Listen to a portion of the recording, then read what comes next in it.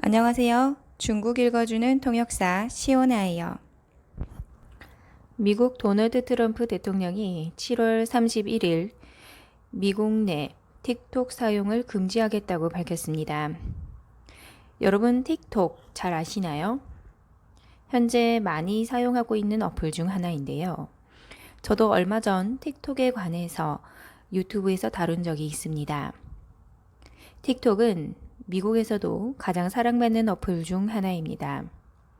2019년 전체 어플 다운로드 순위에서 페이스북, 인스타그램, 유튜브 등 유명 어플을 넘어서 왓츠 어플의 뒤를 이어 틱톡은 2위를 차지하였습니다. 틱톡은 미국 쇼트클립 영상 다운로드 횟수 중에서는 1위입니다. 18세 이상 사용자들의 월별 누적 사용 시간은 816분으로 한 명당 매달 13시간 정도 사용한다는 의미입니다. 미국에서 1억 명이 넘는 사용자들이 틱톡을 사용하고 있습니다. 기존에 페이스북, 유튜브가 대세였지만 틱톡이 출시되면서 미국 기업이 주를 이루던 시장 판도가 변화하게 된 것입니다. 미국 도널드 트럼프 대통령은 행정명령을 동원해 미국 내에서의 틱톡 사용을 금지시킬 것이라고 말하였습니다. 하지만 사실 미국 전역에서 금지시키는 건 법률적으로는 그러지 쉬운 일이 아닙니다. 그렇다 하더라도 트럼프 대통령이 취할 수 있는 방법은 매우 다양합니다. 가장 가능성이 높은 건 국제긴급경제관리법 IEEPA를 동원하는 것입니다. 이 법률을 동원하게 되면 미국 대통령은 중국 및 중국 실물 경제에 대해 아주 다양한 제재를 가할 수 있게 됩니다. 도널드 트럼프 대통령이 이런 틱톡 금지령을 내리게 된 데는 두 가지 의도가 있다고 볼 수 있습니다. 첫 번째는 중국의 산업 영향력을 약화시키는 데 있고요. 두 번째는 차기 대선 준비를 위해서입니다. NBC에서는 틱톡 금지령 때문에 틱톡은 젊은 계층의 사람들에게 트럼프에 대한 부정적인 인식을 심어주게 될 것이라고 비판하고 있습니다. 이번 금지 조치는 미국 기업의 틱톡 인수에 대해 반대 의사를 표명한 것이나 다름없습니다. 현재 마이크로소프트사가 틱톡의 지분을 인수하기 위해 협상하고 있습니다. 그리고 그 금액은 수백억 달러에 달할 것으로 보입니다. 틱톡의 케빈 마이어 대표는 틱톡은 정치를 하지 않고 정치 홍보 활동도 하지 않으며 그럴 예정도 없다고 재차 강조하였습니다. 아울러 틱톡의 유일한 목표는 이 플랫폼을 활성화시켜 모든 사람들에게 즐거움을 제공하는 것이라고 말합니다. 도널드 트럼프 대통령은 최근 잇따라 중국 기업에 압박을 주고 있습니다. 이는 미중 간의 상호협력과 신뢰에 영향을 미칠 것으로 보이는데요. MS사의 틱톡 인수 협의가 거의 막바지에 달했지만 아직 확정되지 않은 이유도 미국 도널드 트럼프 대통령이 중단시켰기 때문입니다. MS사는 아직까지는 입장 표명을 하지 않고 있습니다. 하지만 다음 협상에서는 도널드 트럼프 대통령에 대한 입장을 표명할 것으로 보입니다. MS사에서는 인수 전 틱톡에 대해서 철저한 검증을 거칠 것이라고 강조하였습니다. 틱톡의 북미지사 경영권 인수 협상은 늦어도 9월 15일 전에 완료될 것으로 보입니다. MS사는 틱톡의 미국, 캐나다, 오스트레일리아, 뉴질랜드 이 네 군데에서의 인수권을 사들일 예정인데요. 사실상 실질적인 소유권과 경영권을 가지게 되는 것입니다.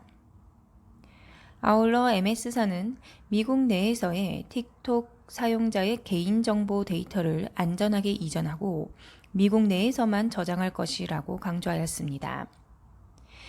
이 개인정보 부분이 바로 미국 정부가 가장 우려하는 부분입니다.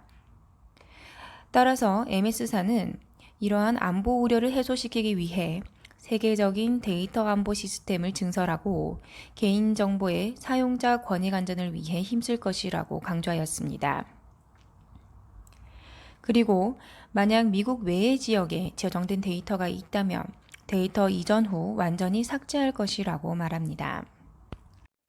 트럼프 대통령의 반대 성명 발표 이후 틱톡은 한 발 물러선 태도를 보였습니다. 추후 미국 내에서 일자리 1만 개를 창출하겠다는 약속을 한 것이 바로 그 예인데요. 하지만 이런 조치들 때문에 트럼프 대통령이 태도를 바꿀지는 아직 미지수입니다. 최대한 중립적으로 전달해드리고자 하지만 제 방송은 중국 기사를 많이 참고하다 보니 중국에 대한 입장이 많이 나오는데요. 이런 점은 조금 감안해서 들어주시기 바랍니다. 그렇다면 미국이 화웨이에 이어 틱톡을 압박하고 나선 이유는 무엇일까요?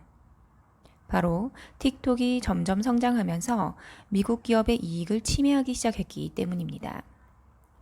역사적으로 외국 기업이 빠르게 발전하면 미국 정부는 각종 제재 조치를 통해 압박을 가한 바 있습니다.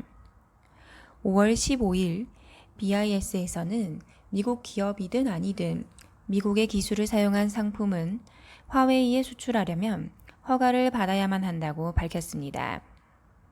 2019년 5월 16일 화웨이가 제재 리스트에 들어간 이후 더 강하게 압박하기 시작하였습니다. 그 이유는 바로 미국 국가안보입니다. 사실 틱톡이 사용자 데이터를 수집했다는 증거는 아직 어디에도 없습니다. 미국 기업의 각종 어플리케이션 역시 동일한 데이터를 수집합니다. 미국 정부가 금지하는 이유는 어플리케이션에서 미국 국민들의 정보를 수집하고 저장해 미국 국가안보를 위협한다는 것입니다. 중국의 상무부 연구원 국제시장연구소의 한 관계자는 이는 근거 없는 주장이라고 비판하였습니다. 틱톡은 엔터테인먼트 어플리케이션으로 일반 국민들이 즐기는 목적으로 사용하므로 국가 안보와는 전혀 관련 없다는 것입니다. 아울러 이는 미중 협력에 이로울 게 없고 신뢰도 저하와 불확실성 증대라는 부작용을 가져온다고 우려를 표명하였습니다. 중국 현대국제관계연구원 중동연구소 소장 니우신추는 트럼프 정부의 방식은 미국 자유시장 체제의 가치관에 위배되는 것이라며 미중 관계에 새로운 변화를 가져올 것이라고 말하였습니다. 나아가 미국 이익을 침해할 것이라고 우려를 표하였습니다.